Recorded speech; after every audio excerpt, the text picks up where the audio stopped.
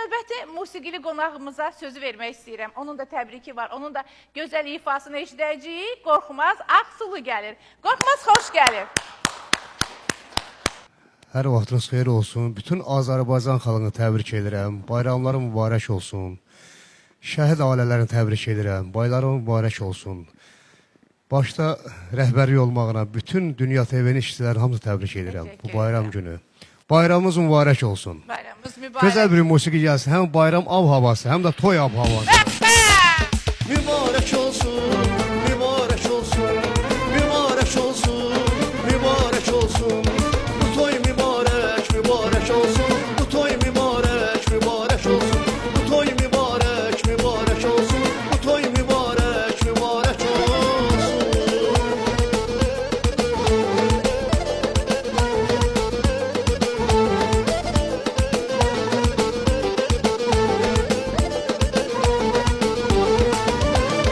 Bugün ömrünüzün en güzel salı, sizin için sanılır ulu bağdalı. Deyirik sizlere təbrik sağlığı, sizin toy gününüz mübarək olsun. Bugün ömrünüzün en güzel salı, sizin için sanılır ulu bağdalı. Deyirik sizlere təbrik sağlığı, sizin toy gününüz mübarək olsun. Mübarək olsun, mübarək olsun, mübarək olsun, mübarək olsun. Bu toy mübarək, mübarək olsun. Bu toy mübarək, mübarək olsun. Bu toy mübarək, mübarək olsun. Bu toy mübarək, mübarək olsun.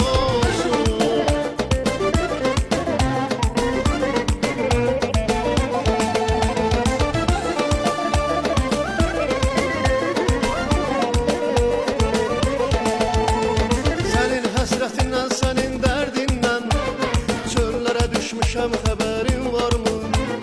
Çıxa bilməyirəm el arasından, dillərə düşmüşəm, xəbərin varmı?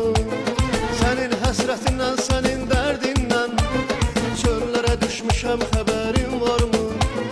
Çıxa bilməyirəm el arasından, dillərə düşmüşəm, xəbərin varmı? Son gedişin birin oldu sevgilim, saraldı gül rəngim soldu sevgilim. Axır bizə də nə oldu sevgilim, çöllərə düşmüşəm, xəbərin varmı? Son gedişin bir il oldu sevgilim, saraldı gül rəngim soldu sevgilim.